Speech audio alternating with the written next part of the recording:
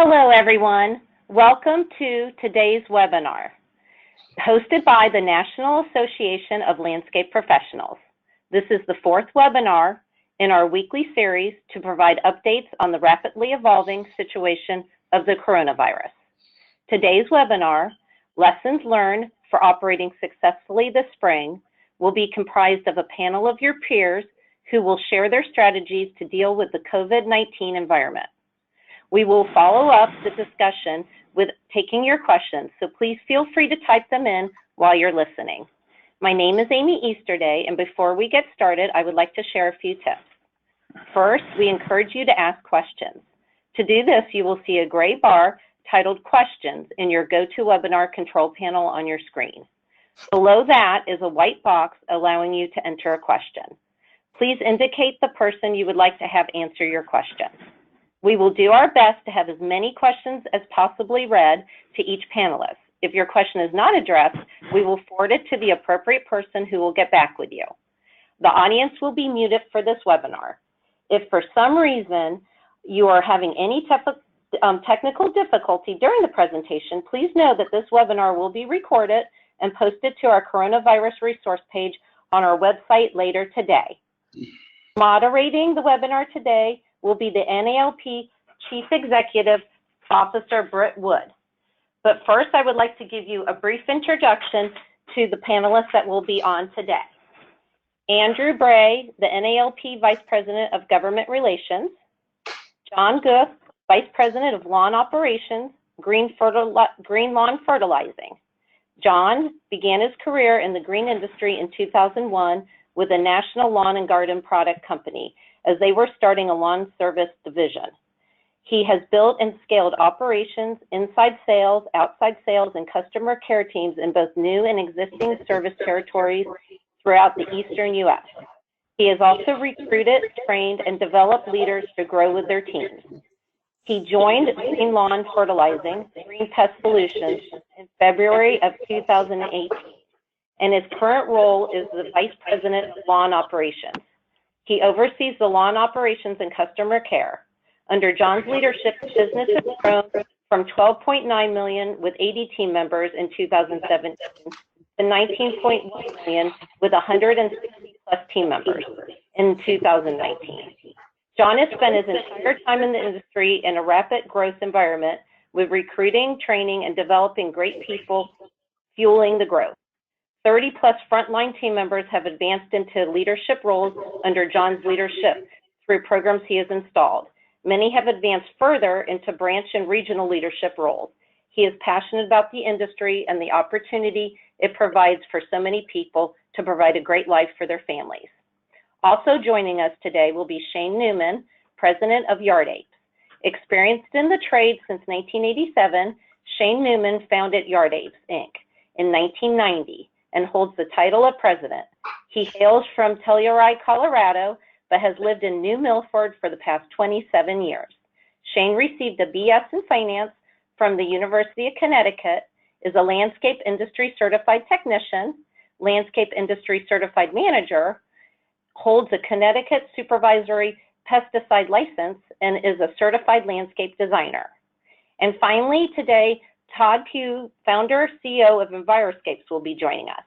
At 14, owner Todd began mowing lawns to earn spending money and began saving for college. After graduating from the Ohio State University, he incorporated his growing business and he renamed it Enviroscapes.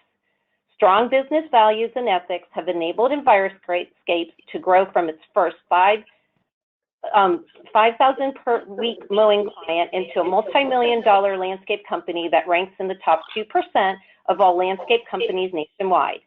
Enviroscapes is known nationwide by its peers for award-winning landscapes and being a trendsetter in lean business practices.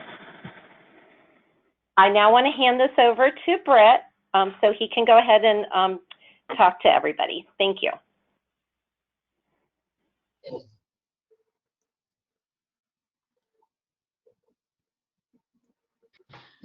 Well, gentlemen, thank you so much for joining us today, and thank you to our audience for joining us today.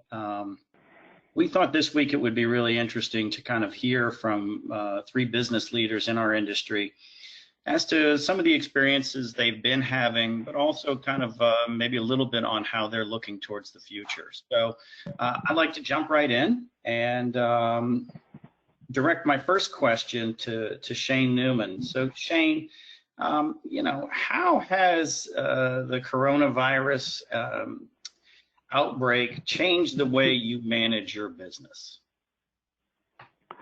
I think for me, one of the challenges has been, personally, I'm a pretty thorough planner. I like to have a good game plan and stick to the game plan. And the thing that's been a struggle with COVID-19 is learn to have to be able to change the plan, almost definitely on a weekly basis, almost on a daily basis. Just when we think we have things figured out and we know what we're going to do to keep our crews safe and be able to function in a good environment, we realize that we need to pick it up to another level and change the game plan. So that's been something new for me. And then one thing that's been kind of surprising is I found that really what people need now is a calm, confident leadership. There's a lot of anxiety amongst our staff and different levels of anxiety. So trying to manage that and reassure our team that things are going to be okay. That's something that I've been working on, trying to do a little better job at, and it's changed my management style personally. Yeah, appreciate that. Todd, how about you? What's kind of changed the way you've managed the business? Yeah, I'd agree 100% with Shane. And yeah, it's almost on a daily basis every time the governor of Ohio comes out with a press conference or, the president, you move. So I think the first 2 weeks we were on a high level of defense, just trying to understand, even though we're a pretty aggressive growth company, we're also very reserved when it comes to getting into uncharted territories that potentially could lead us into maybe risks that we don't need to be in. So I think we laid pretty low for the first 2 weeks. We did actually take a 2-week pause per the governor's recommendation that ended Monday of this week. As a company, we did keep the management staff working remotely to continue to prepare. But I would agree on Shane's piece of just keeping everybody calm, keeping them collective. But for us now, the real change of mindset is, all the things that we've learned from remote meetings, to using Microsoft Teams effectively, to not having guys in the shop in the morning. It's amazing how many. So we're really looking at this for wins of the day. So at the end of the day, report back what you've won, what you've learned. So I think at the end of the day, as much as this has been pretty miserable till now, there's going to be some huge upside going forward. So for me, I'm trying to stay as the visionary and look forward to what's next and what other opportunities are going to be there. Yeah, no, I think that's right. And I think we do want to spend some time a little later on in the conversation talking about some of the things that you've learned and what you're going to keep in place now that you've kind of changed the way you've done things. So now let me bring John in. John, so what's changed for you guys in terms of managing the business? I think the biggest thing that has changed for us is we've never worked remotely previously.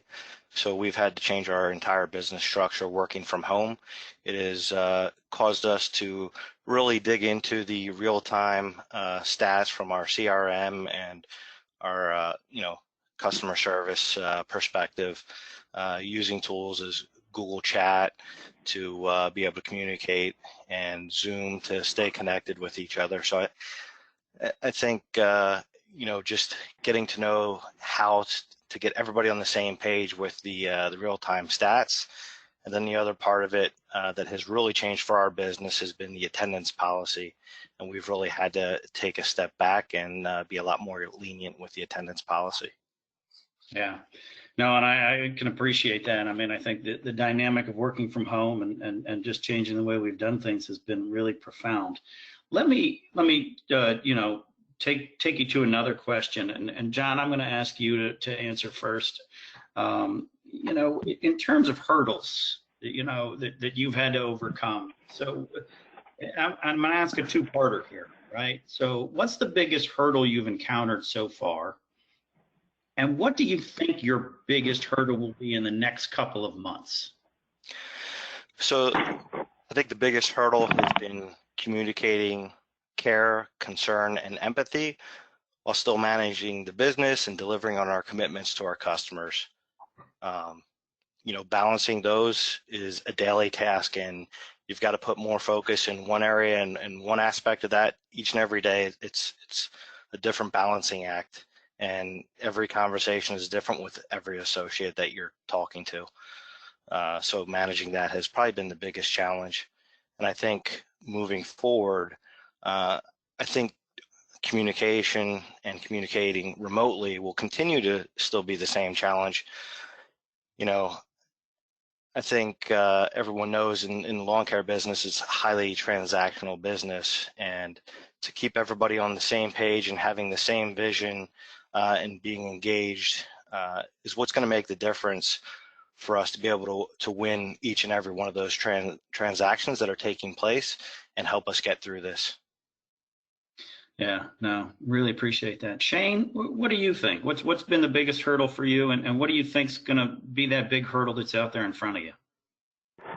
I agree with John. I think one of the big hurdles for us has been just managing the different levels of anxiety and trying to get our team to understand and respect each other's different levels of anxiety. There's some people that are really pretty germophobic about the situation. There's others that don't have the greatest personal hygiene. So trying to get people to respect each other's concerns during this situation has been a challenge. And at the same time, I think it's been an opportunity to bring us together as a team and learn to respect each other a little more.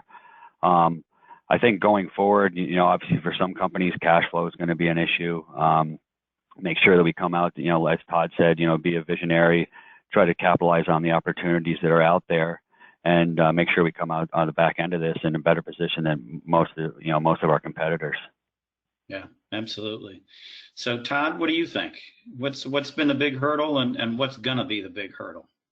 Yeah, I would echo the same comments. I think the biggest future one would be the unknown. Because we don't know what people are going to think when we get out of this. We don't know what the new norm is going to be. So we're not trying to push too far out, and we're not putting anything absolute.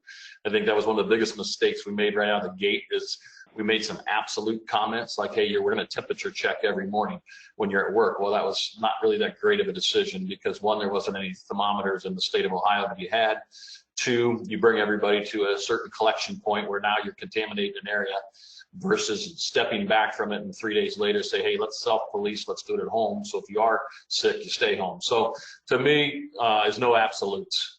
There is no absolutes. Be flexible and be able to move fast and, have big ears and big eyes, because this is all about learning right now. Yeah, I would agree with you on that. I think just a funny anecdote just from the recent interaction between NALP senior staff is every time we think it's going to be a calm day, we realize it's not going to be a calm day, and we've got to pivot quickly. So really where you're coming from there. Let me ask you a little bit about resources. So I think one of the things that I've loved about this industry, so I've been a part of it, is how well connected you guys are. But what are the resources that you've really leaned on in this time, Todd, in terms of where you're getting your information, but also who's helping you and how you're making decisions? So what resources are you accessing? So, anybody that knows me, I am a resource guy and a network guy. So everywhere and anywhere, I'm at least listening. I think a couple of the biggest takeaways for me have been is I cannot believe how agreeable, amicable, and cooperative Americans have been in general. We have literally shut this world down, and I've yet to see a lot of looting, a lot of theft, a lot of whatever. So that's cool on that front, that everybody's, there's obviously a fear there, and rightfully so. So I have stayed very close to the industry. I think NALP's done a great job of cause like we're doing today. I was on a call the other day with 20 local contractors. Everybody's looking for the right answer. I don't think there's a right answer. I really think it's what you feel. This is the time for your values, your purpose, your mission of your company to come through. Because, the reality is we are all essential. We can work, we can do what we need to do. Now, how are you going to do it? So, and I'd also just encourage everybody. I'm using a lot of our association, but I've gone well beyond the walls of our association, because there's companies that have never shut down. There's companies that have dealt with a lot more impact than us. So I think it's great to be within our industry to handle, the ground levels. But McKinsey Consulting has got some great reports off right now. So I'm going there, and also just Vistage chairs and YPO chairs. Yeah. Shane or John, anything to add to that? Yeah, I'll add to that. I just have a huge shout out to NLAP and just Andrew and his team, and Britt, you. The association has been an amazing resource. I mean, jumping on this essential status situation early on when it popped up in San Francisco, that was huge. I mean, to keep our industry plugging along is just enormous. That's been great for us. And then just a lot of it's not an official peer group, but I have a lot of friends that are members of the association, and they just have they've been an amazing resource, and just almost like therapy sessions. Just when we got our head we're hammering hard here to try to get through this, and just to be able to pick up the phone and talk to someone else and realize that they're dealing with the same struggles that we're dealing with, it's a little bit of a relief to realize it's not just us. And so the association, a lot of the members that the contacts I have within the association have been an enormous resource for me. Yeah, John, anything to add there? I would just echo the sentiment. The NALP has been amazing, especially communications for us to give to our technicians when they're traveling to and from work. And it has been amazing, the support that just other NALP members have given to each other in regards to best practices, and if they have heard something different, and just the amount of sharing that has been taking place. Yeah, no, well, we appreciate that. And Todd, though, I think it's important, you're right, that we have to look for additional resources as well. So we continue as an association to look to outside resources and bring them to you guys. So, I want to switch topics and talk a little bit about the essential services. I think, Shane, you mentioned it in your comments. Something we've been working very hard on to ensure that the industry is seen as what it is, which is essential. And so, as we talk about being an essential service, though, how are you guys preparing your teams for when they're out working? And have you given them different direction? Do you have them accompanying with documents? What are you doing for the teams as they as they're out and they may get questioned either by consumers or police or health departments, et cetera? So, Todd, any thoughts on that? Yeah, I think, for us, let's start with the end in mind. So the end is, what happens if you get questioned? Who's going to question you? So in Ohio, it's the health department. So we've done some research. I've actually talked to a few leaders of health departments, and really I think they've all resorted to the fact that we're essential now. The real issue that they're regulating is physical distancing or social distancing, whatever you want to call it, making sure you have hand sanitizer. So for us, we have put a binder in the truck that shows where in the CISA document that we fall under. But more importantly, we have a little protocol of what we're following for sanitation and the distancing policy. The 6-foot distance is tough to reach in a truck, but we are putting 2 to the bench. Is kind of our policy right now. And if you're in a vehicle, you actually have to have a face mask on. So if you can see us, I got one of my face masks on, but we're using facial protection for that. So we're just really actually gone live a couple of days ago, but I've followed enough what's going on. I think the biggest thing is get out ahead, and we're a big brand in our market. So every one of our health departments know what we're doing because we've already told them what we're doing. So hopefully they'll leave us alone. And as far as clients, we haven't seen any pushback at all. They're glad we're out there. Social distancing is just a big one. Absolutely. John, any thoughts from you guys on that one? So we have given all of our frontline associates 2 copies of the letter that the NALP provided us in regards to being an essential job function. And they keep one in their personal vehicle, and then they keep one in their work vehicle. We've also, from the perspective of making call aheads, have created a script that lets all of the customers know that we're following the CDC guidelines and some changes that we've put in place, like not knocking on doors. So we actually got stopped yesterday by the Pennsylvania Department of Ag, and we did not have any issues at all. So that's been good so far. Yeah, good to hear.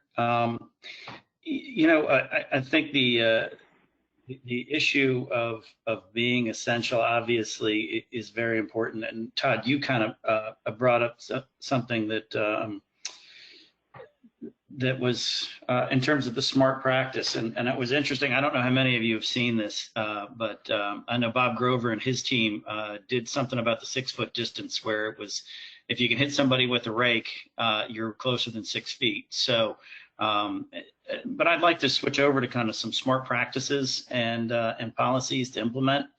And you know, let's talk about that. What are some of the processes that you have implemented? You know, Shane, what have you guys done in terms of maybe the distance rule or temperature checking or no tailgate sign-offs, other things like that? What are some of the things you've put in place there? Definitely the 6-foot rule, where we have that in practice. As far as the vehicles, we've got hand sanitizer, disinfectant, spray bottles, and wipes in each vehicle. As of right now, we're having only 1 employee per vehicle. We're working on a divider, some sort of divider set up in the vehicles right now, and experimenting with that. Each vehicle is different. So if we do start to have to go 2 employees in vehicle, we can do that safely, because we feel like that's the biggest risk probably for cross-contamination would be when employees are in a vehicle together. But right now we're just trying to work in single vehicles to keep our distance from each other. And, you know, we're kind of over the fact. We started out in the beginning just really trying to coach our employees through proper hygiene inside and outside of work. But we think everybody's, you know, we hope they're all practicing, you know, proper hygiene outside of the office. But we're doing everything we can to make it a safe place to work. And I just want to expand a little bit on the essential services. We feel as a team, and I think we should all feel as a profession, that this is a safe job to be in. I mean, if you've been into a grocery store, you've been to some of these other places, a liquor store, places where they're continued to working and they're deemed essential, but it's definitely a higher risk as far as being contaminated. I mean, we're working outside. We generally work separated from each other as it is. So we feel that it's a safe place to go. I feel safe coming to work. My team feels safe coming to work. And I think that's something that we should keep in mind. You know, not only are we essential, we're a safe place to be right now. It's probably one of the safest professions to be working in right now. Yeah, we completely echo that, and that's a message we try to deliver to state and local governments all over the country. And plus, we're an important part of the economy that can keep chugging during this time when many parts can't. So, you know, Shane, you mentioned in your conversation there about you know, cleaning supplies, getting hand sanitizer in the truck. You know, when it comes to PPEs and hand sanitizers and things like that, are you guys experiencing challenges in getting to those? I mean, John, are you guys able to get access to everything you need? If not, have you found some creative solutions? So it has been an all hands on deck process of just, you know, searching every online avenue that we can possibly check to try and get PPE. And, you know, it's come from so many different places. I mean, obviously Amazon, but it's pretty much all across the board. Everybody trying to find the PPE and hand sanitizers and masks. It's been a challenge. Okay. Todd, how about you guys? You have anything kind of creative that you've had to circumvent? I would agree. The same thing. It's really tough finding the hand sanitizers, the soaps. Search for places that you typically wouldn't search. We got all our disinfectant actually from an agriculture supply house that they use to clean down nurseries and hatcheries, and it's all human grade. So we've been able to go to different restaurant supplies. Obviously, they're kind of being hit now, but when they shut the restaurants down, they had an abundance. There are some large restaurants that still have an abundance. So, you know, we've tried, just like John said, every nook and cranny. We've spent to date about $18,000 on PPE and cleaning supplies. If, you know, people on the call have not done this, a couple of things we've done is we've actually got a separate cost account for just Corona cleaning and then Corona payroll. And then also in my inbox, in case my kids ever have to live this nightmare, I've kept every email with every cancellation, with every postponement, in every correspondence and broke it into 4 or 5 categories. But I have a gal, just almost half of her life right now is sourcing product. Yeah, no, that's a really great idea in terms of the separate cost line there. Certainly something to think about. And that kind of leads me to my next question, which is, and we talked a little bit about this at the front part of our conversation, but it's, what has there been a practice or a process that you guys have obviously implemented now that you're going to keep in place because it's working so well? And, what would that be? So Shane, I'll let you kick that one off if that's all right. Well, we can't predict that yet, but I've told my team over and over again that I know a lot of these new ways we're having to force to do things like video calls like this.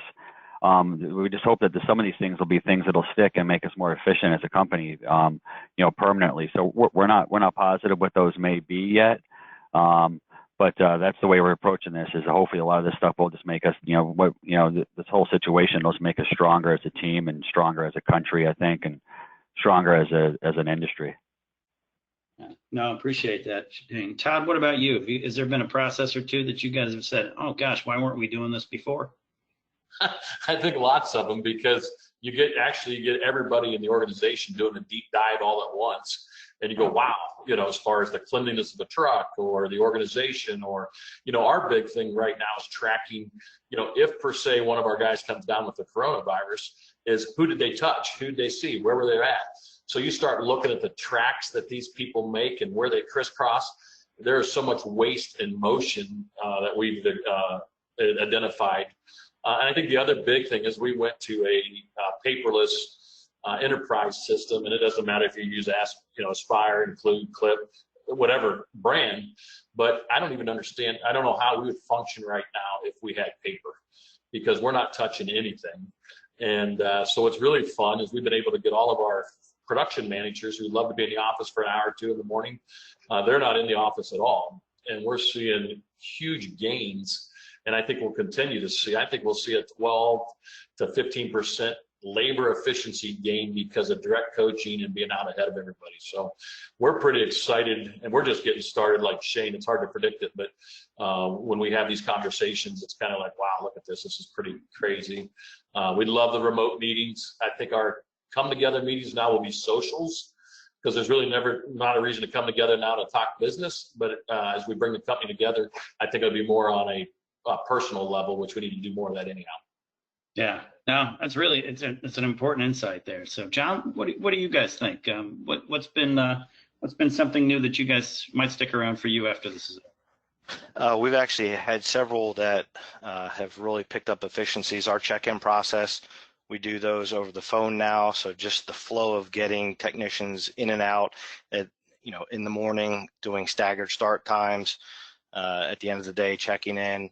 I think from a customer service perspective, we do a live Google chat, which really allows the customer service reps to talk, amongst the team and get some questions answered a lot faster, which has been a game changer, especially with ongoing training. When you have new customer service reps, I'm able to put up pictures of what they're seeing and trying to explain.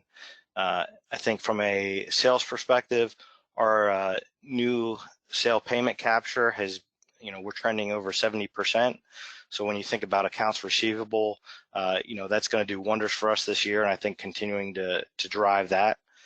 And I think even, looking at going with a position to focus on accounts receivable and making sure we're getting paid for the work that we do is something that's definitely going to continue down the road. Yeah, great. Well, let's talk about one of the most critical parts of anything we do, which is our customers. And really would love to get all three of your perspectives in terms of your customer relations. How have they changed? How have they stayed the same? Give us a little bit of a lowdown of what it's been like with your customer relations. So Todd, do you mind if I start with you on that one? No, I think it's a moving target, and I'm not sure the target today, but I know when this first came out 2-3 weeks ago and everybody was at home, it was amazing the people that I could call and talk to that were sitting at home. So we immediately made the decision that every account manager had to directly call their customers. I did not want a mass email. So we did not send a mass email to any of our clients. We still haven't yet to this day, because I was dumping about 60 to 70 a day in my mailbox. So the easy thing to do would have been send an email, but it would have got dumped too. And so we actually had every account manager personally call, and it was amazing the response we got. It's like, oh my gosh, I talked to this customer who never wants to talk. And, you know, and it wasn't a sell. It was like, how are you doing? Are you okay? How you dealing with this? Just letting you know we're here. We're not trying to sell you anything. We'll start up when it's time to go. So, so it's been very, to me, the word individualized should be the term that we're using right now, because everybody's different. I have retail that don't have any money right now. They're shut down in malls. Yet I have food service that's making, you know, good money. So I think if you just use the term individualism right now, and your team understands what each team member and each customer needs, you will win. And so that's how we've dealt with it so far. I don't want to get into the email game. It's just too tough. And then what you put out there is what you put out there. Yeah. Shane, John, thoughts? So I'll jump in. It's been business as usual. We've tried not to do the mass communication. We have put a post on our website of, you know, how we're conducting business and following the CDC guidelines. But I think from the perspective of when we do our call aheads or email aheads, you know, we definitely changed our script on that. But for the most part, from our business, it's been very positive feedback in regards to customers wanting to see us and, you know, continuing business as usual. Obviously, there has been some skips that, or customers that have wanted to be put on hold, and we're dealing with those in one-on-one situations. But overall, the communication has been very positive. Shane?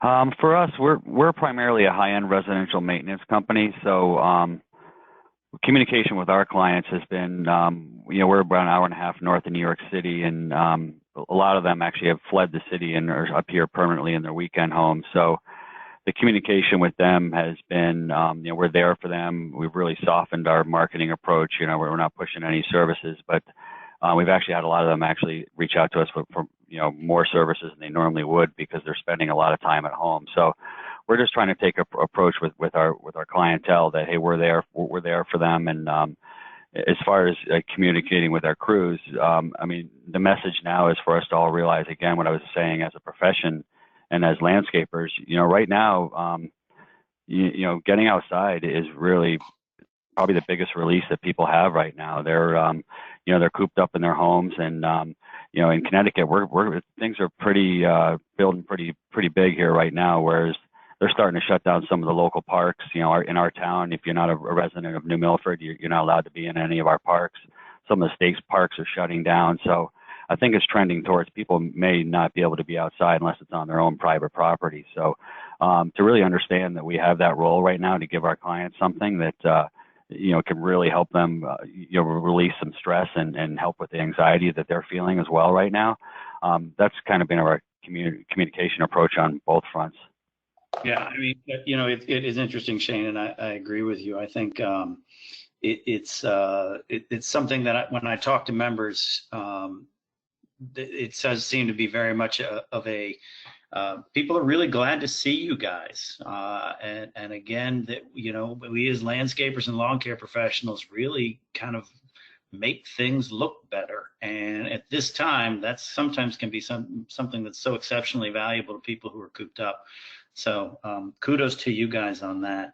Let me switch over to kind of our final big subject for the day, which is talking, you know, about your teams. And, you know, we just talked about that maybe America's morale is getting a little low. How are you guys keeping morale high on your teams? Are there any new things you've done that are working for you that you'd like to share with the group? So, Todd, what do you think?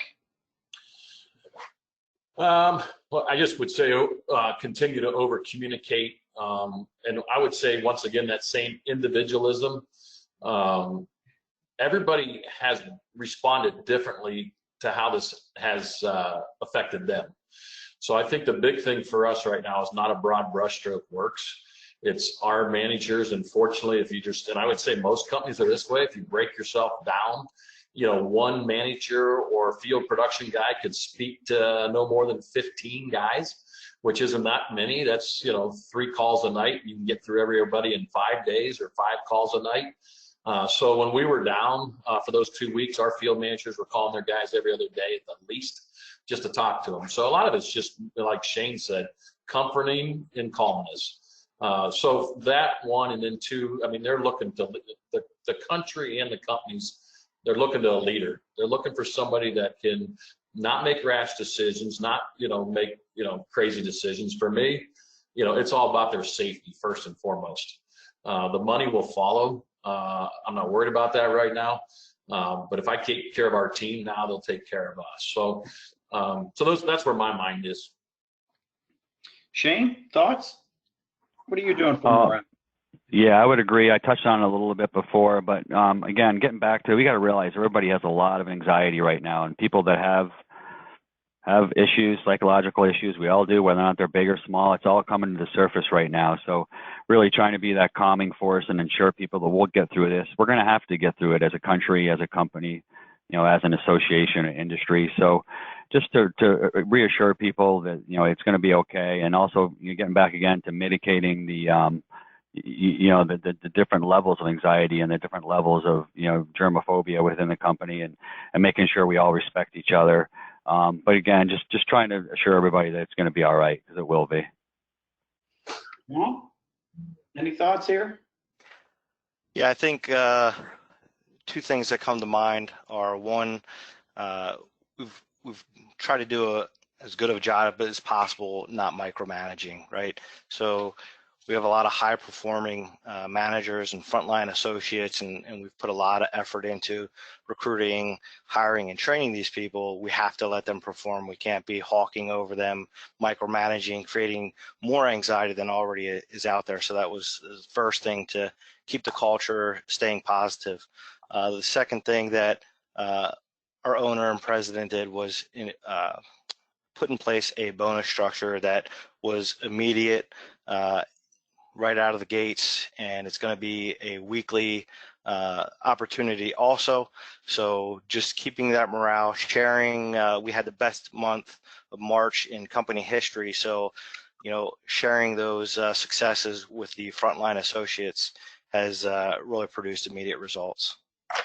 That's great. That really is fantastic that you're able to do that. So let me now turn it back to Amy to see if there are questions from the audience. Thanks so much, Brett. We do have questions that are coming in. I'll pose the first one over to you, Todd.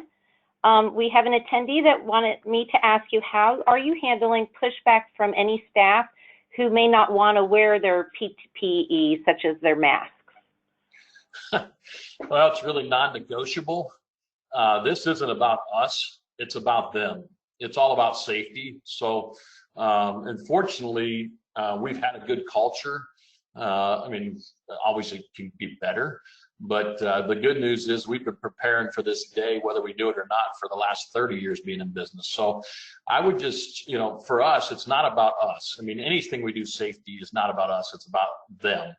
So once they understand why we're suggesting they do it, and if they're in the truck, they have to do it. So, and we made it very clear, if you do not, the first time you go home, and the second time you're done.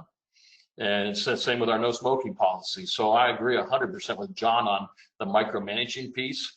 So we don't we don't let a lot of gray areas in between on some of the, when there's certain things that are safety, because not only protecting yourself, you're protecting the other guy. So we've really got this kind of mindset right now that we're protecting our team, and our team's the Enviroscapes team. That's us, that's our employees, and that's our immediate families. So everybody's got to protect everybody right now. And it starts with the leaders. I'm wearing mine right now. I mean, I wear my neck sock every day for this reason. If they see me wearing it with dress clothes, they can sure wear it in the truck. Terrific. Thank you so much. John, this goes to you. What are you using for weekly opportunity bonus? What criteria are you using? So we just implemented this, and the way we handled it is if you were employed and at your job for the last 2 weeks, you qualified for the first payout of that bonus. And as long as you're employed with us and working, that's the only thing, because it's not a performance bonus or commission. It's about us showing appreciation for them, for their hard work, the hours that they're putting in, and it's about sharing the success, because we as a business, we continue to grow through this, and we want to share those, with the frontline associates. So there's not really, it's as long as you're working, that makes you eligible. Great. Thank you so very much. Shane, this question is for you. Do you have any essential employees that are not riding in company vehicles or reporting directly to the job site with the other employees, especially on typical days where you have multiple job sites? How do you handle employees that may need to go in their own vehicles? We haven't gotten to that point yet, and we're going to try to avoid that because of potential liability situations with that if somebody got in an accident on their own vehicle, and also the professionalism aspect. So we're hoping that with the divider in the vehicles, if we do have to go to that point, we can put 2 people in a vehicle. I wanted to clarify a little bit as far as number of people in a vehicle. We do have a father-son team, which they live together, so they'll work in a vehicle together, and then we do have a couple groups of roommates. So if people live together, we feel comfortable, and they feel comfortable being together in the vehicle. So we'll do that, but we hope to avoid that type of setup. Okay, thank you. Thank you so much. Todd, we have an attendee wanting to know in regards to being out there in the front, communicating staff education, safety with clients and the public. Are you doing this via websites and social media? The concern this attendee has is about information on social media being taken out of context. Do you have any thoughts on that? Yeah, and like once I said earlier, it's not what's right, it's what you feel is best for your company. I have laid very low on social media. I did make one post of that we were shut down. I didn't even say shut down. I think we said taking a pause for 2 weeks, but I would say, to me, I would say less than more. You just heard John say that they had a record March. If we make every client concerned, we will never have a record month. So I think if we go out with confidence, we go out with social and physical distancing, our actions will speak way more than our words. So I've been very reluctant to push too hard. Now I'm thinking in the next week to 2 weeks, maybe 3 weeks, you'll start seeing our company start to promote more. But I don't feel that I know enough right now to put educated language out there. And even like, think of just 3 days ago, the CDC said to start wearing masks. So if we would have said, 4 days ago that we're not wearing masks because we're not recommended to, and somebody reads these posts on LinkedIn 4 days later, it's like, well, wait a minute, they're not in compliance. So I think it's a great question. I would lay low unless you know way more than I know. And if you do, please text me afterwards and share what you know. Terrific. Thanks so much. This one goes to John. John, with working remotely, how do you get employees into the field? Clients still want to meet them on the site. How do you usually do this? So the way that we've instructed our frontline associates, if someone wants to meet, they have to stay the 6-foot distance. We've actually instructed our employees that if a customer is not willing to follow those guidelines, that they are to leave the property immediately. So we are taking the CDC recommendations extremely serious across the board, and just following those and making sure every associate knows that they have our backing if that happens. So we're avoiding those types of conversations, handling them over the phone with customers. Customers that ask us to call them when we get there, we're doing it from the truck, not going, so that's how we're trying to communicate over the phone. Thank you very much. Shane, we have a question coming to you in regards to how are you addressing the labor shortage due to the visas no longer being granted? Are you having any problems with that? Yeah, we're to make it a doubly difficult situation for us. We're not at this point getting our H-2B workforce this year, so we've been lucky enough to hire some employees, but the challenge has been onboarding new employees. So about 3 weeks ago, we had about 12 new employees slated to start, and we've delayed that, and we're bringing them on board two to three employees at a time. Trying to train new employees and still adhere to social distancing is a mega challenge. It's very hard to train somebody without being hands-on. So that is a definite challenge for us. And circling back to the question about number of people and vehicles, that's a little bit of it's helped that situation, but it's also becoming a challenge for us to keep up with our workload. We're doing okay. The early March, being a very mild season this year, has helped us just to get ahead of out of the gates early. But we've had such a smaller amount of crew working with one person in a truck that that's going to become the challenge, of trying to onboard and train new employees and keep up with the workload as spring ramps up. Yeah, that absolutely sounds like that would be the case. Thank you very much, Shane. John, this is for you. It's somewhat of a two-part question. If there is a shutdown in your area, would you still charge customers the same amount each month? And also related to that question, if you're working in an area with a shutdown, how do you handle paying your employees? So in regards to the first question with the monthly payments, we don't do monthly payments. We charge per service. So that really would not affect our business per se. And then in regards to the second part of the question, could you repeat that second part of the question, please? Sure. The second part was just in reverse. If you are working in an area where you're not, you're shut down, how do you effectively pay your employees? Would you continue paying them as you normally do? So I think that would be a case-by-case scenario. I think each individual situation, we have obviously limited capital being a small business. So I think from a ownership standpoint, I know that is near and dear to our owner's heart, and he would look to keep every single individual that we've hired, on the payroll as long as possible. So I think we would exhaust every avenue to do whatever we could to, make it through to the other side. Thanks so much, John. Todd or Shane, would either of you be able to answer the question in regards to monthly payments? If you do have customers that are on monthly payment plans, how that would work during a shutdown if you're not able to service them?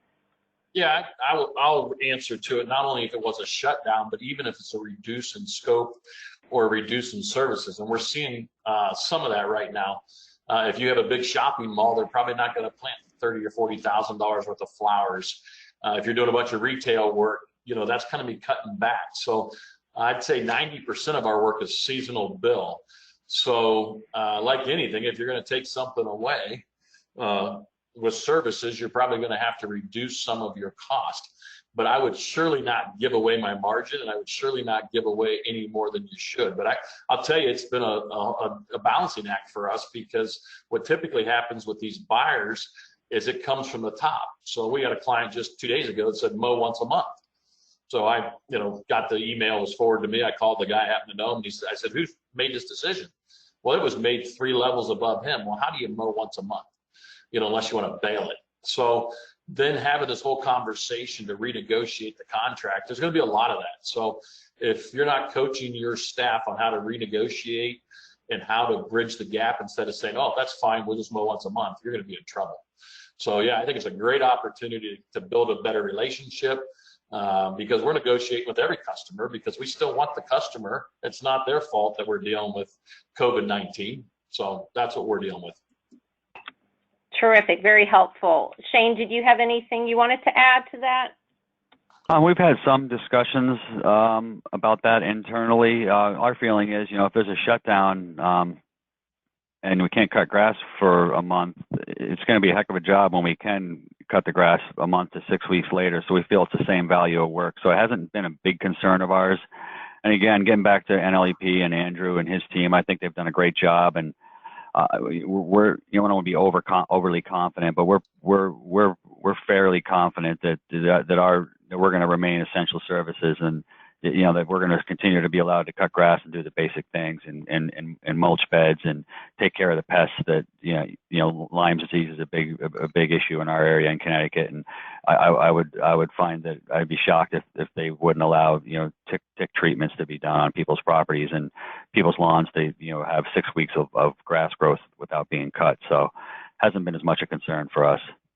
I'd like to echo one comment on Shane too. I think I don't think our industry has a huge responsibility.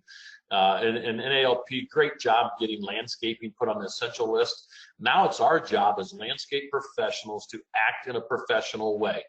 I have no problem if I see another company out working that is not adhering to social distancing or physical distancing or doing their things, to stop and tell them. And I think everybody on this call and everybody in this industry, it's for ours to ruin right now. We're essential, we're going to do the work. But if we can't act within the guidelines, we will be no longer essential. So I think it's very important that every one of us take the ownership in this and then also pass it on. And you can stop and talk to a competitive politely. And you can also at that point promote NALP to say, hey, here's where you can get some of these guidelines. Yeah, can I add to that? I want to also talk about, we've talked about it as a team. Let's not, we don't want to rub that in other industries' noses or other people who aren't able to work right now. We should feel fortunate that we are able to work, that we have a safe profession that we work in. And let's think of those people that right now, either they can't work, they're out of a job, or they can work and it's a high risk job where people are coming into their offices every day and potentially contaminating them, and it's becoming a scary situation. So that's another thing too, to be appreciative and like Todd said, we got to raise, keep the bar high, and let's not abuse the situation that we're able to work. So I appreciate you saying that, Todd. Thank you both. That was terrific. John, I want to let you also chime in if you had anything you wanted to close out with before we hand it over to Andrew.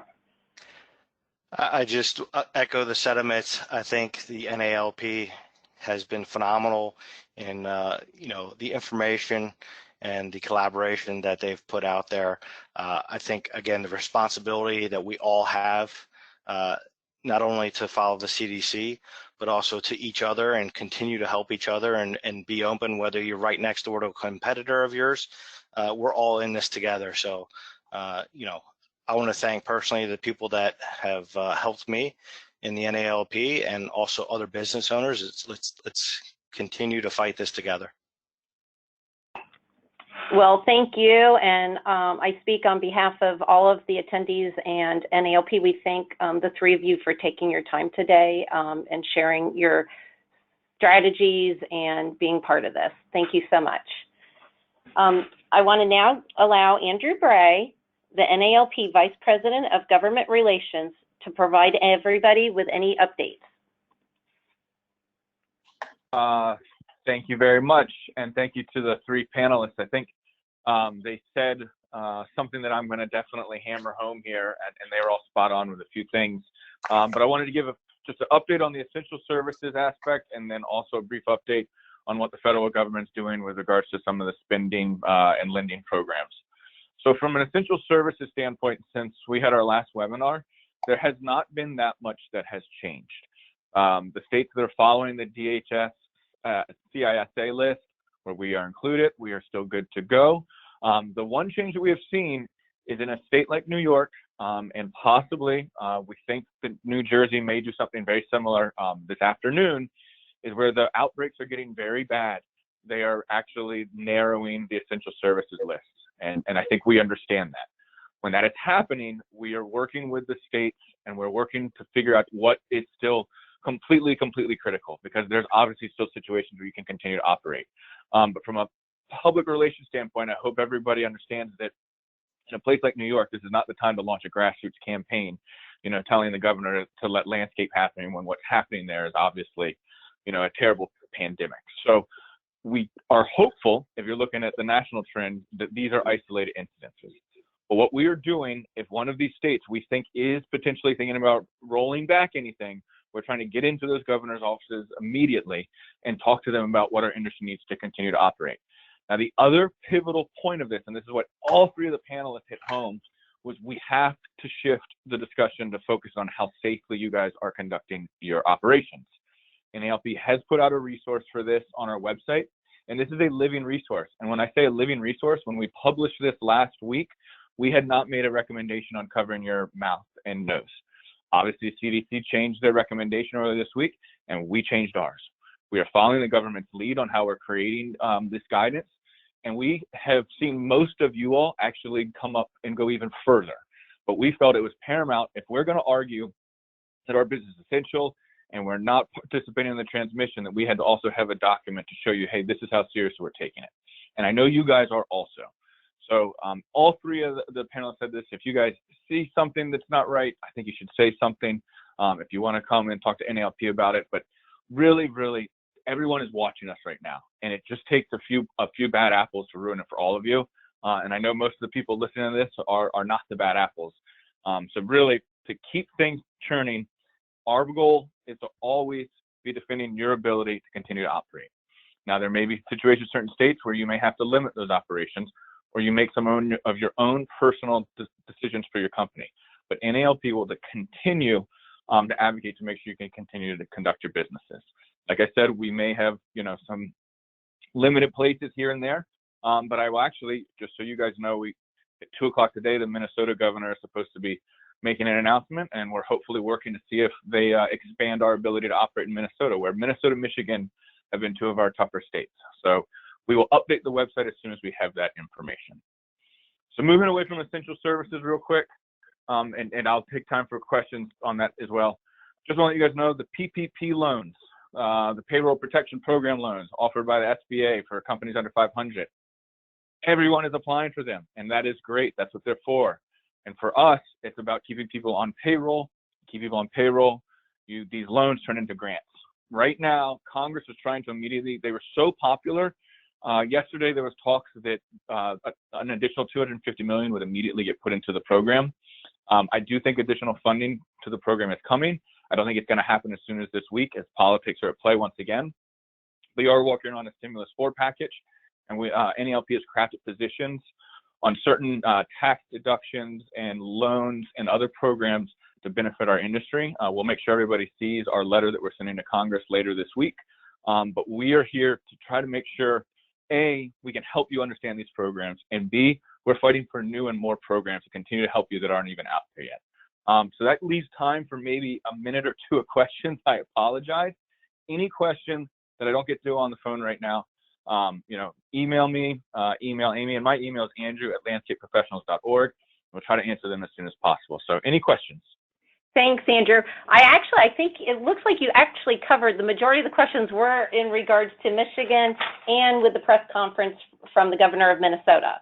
So unless you had anything in addition to those, I would let everyone know that I have both of my fingers crossed for the 2 o'clock Minnesota news conference. Okay, very good.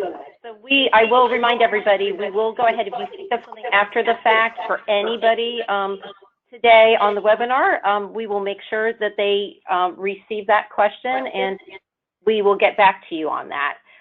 So thank you, Andrew. Thank you, Britt, for moderating, and a special thanks again to each of our panelists for the time they took today. We are providing a list of NALP resources at the end of this presentation. We invite everyone to visit the NALP coronavirus webpage, which can be found at www.landscapeprofessionals.org. The coronavirus webpage is constantly being updated with helpful information, including the recording of the webinars in this series. Thank you again, everyone, for your time, and I hope everyone stays safe and enjoys the rest of their day. Thank you. Thank you.